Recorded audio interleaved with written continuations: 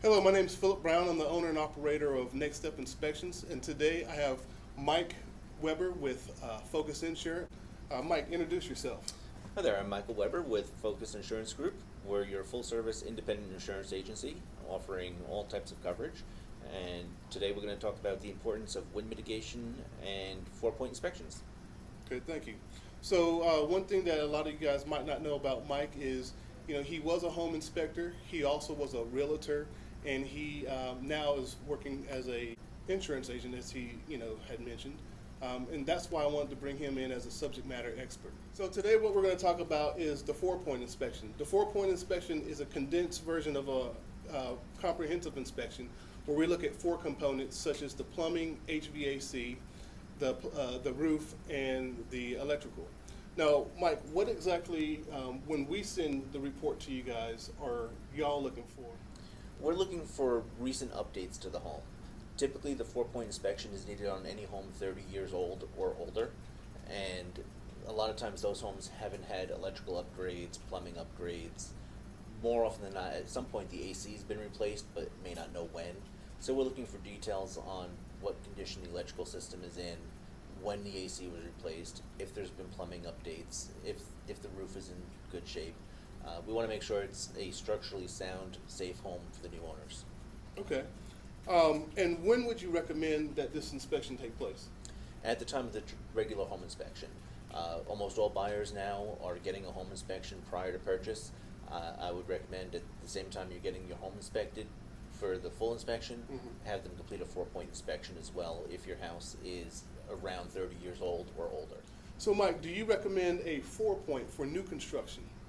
No, not necessarily. A 4-point's not needed for new construction. However, I do recommend a full home inspection on new construction homes just to make sure that what you're purchasing is actually built the correct way.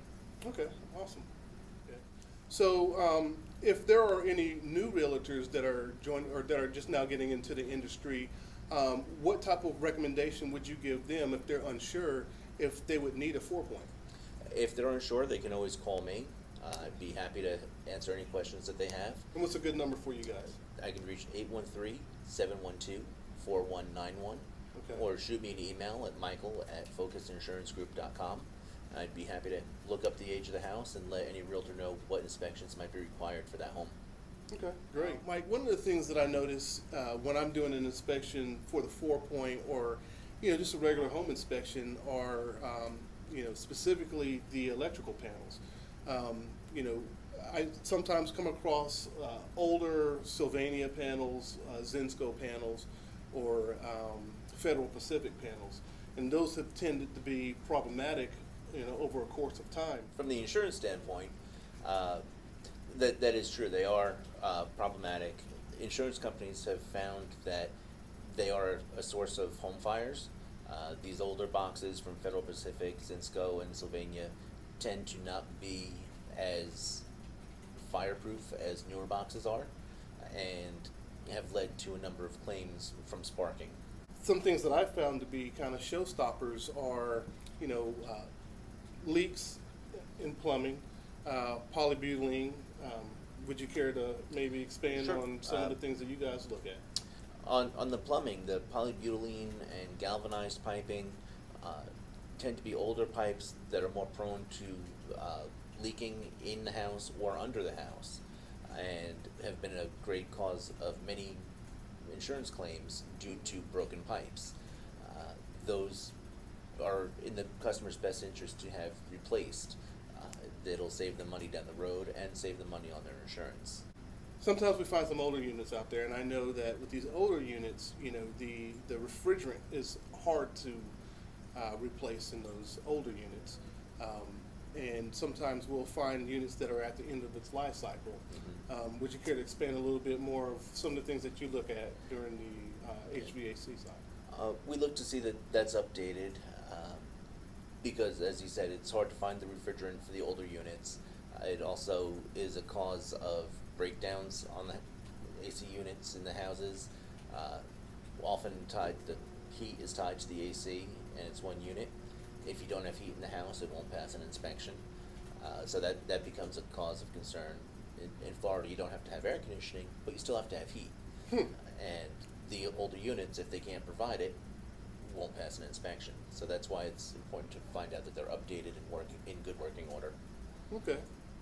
And then we'll just kind of touch base on the final component, which would be the roof.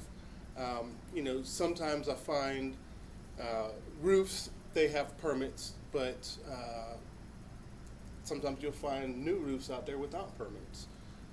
Would you like to maybe, touch base on some of the things that you guys look at on the roofs? Sure. On the roof, we're looking for a roof that has at least 3 to 5 years worth of shingle life left in it. In Florida, the sun is brutal. It can take a shingle that's rated for 30 years and cut its life by 10 years down here. Oh, wow. So just because you put on a 30-year roof doesn't mean you're actually going to get 30 years out of it. So that's something that insurance companies look at in terms of rating your policy, is how much life is actually left on the shingle. The other important thing to note is you can't have more than 2 layers of shingles.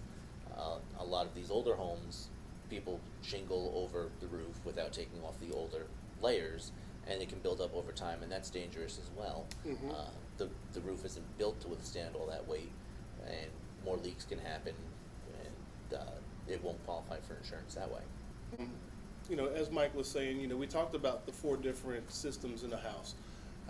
We're looking at the condition, the age, the remaining life cycle of those components, and those things help to determine how insurable that house is.